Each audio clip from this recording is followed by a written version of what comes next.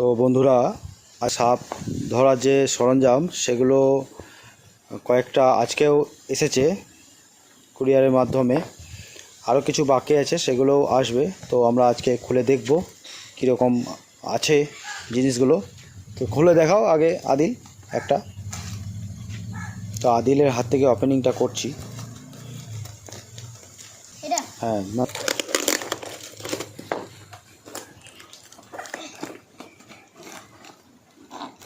ওই এই চিটটা অত কষ্ট করতে হচ্ছে কেন?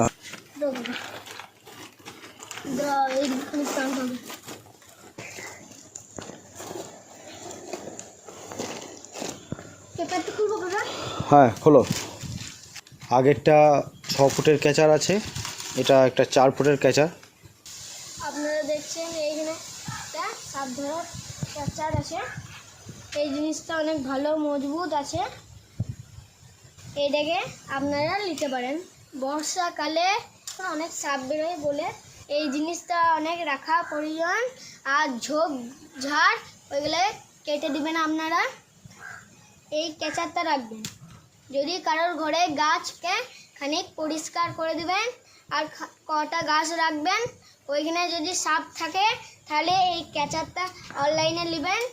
আপনারা এইখানে সাপ থাকবে, এইখানে আপনি আছে, তার মানে আপনাকে সাপটা কামড়াতে আসবে। ততক্ষণে এই ক্যাচারটা দিয়ে এরকম করে ওর মুখ থেকে এরকম করে ঢেলে দিতে হবে, তাহলেই হয়ে যাবে। আর একটা আইটেম আছে, ব্যাগ আছে, ব্যাগটা দেখি। এই একটা ব্যাগ আছে আমাদের এইখানে।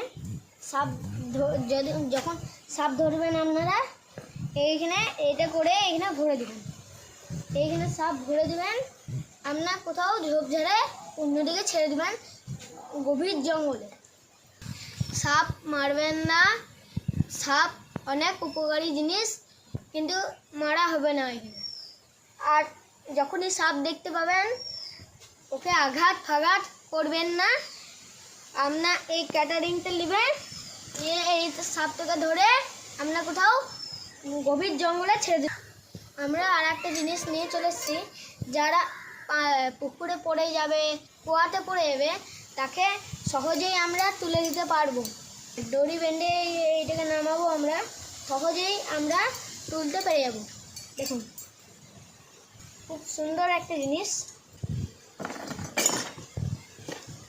আমরা এইখানের মধ্যে 3টে জিনিস নিয়ে চলে এসেছি আমরা। এরকম একটা হুক, সাপ ধরার ক্যাচার, সাপ সহজেই আমরা ধরে নিতে পারবো, সাপকে মারা যাবে না।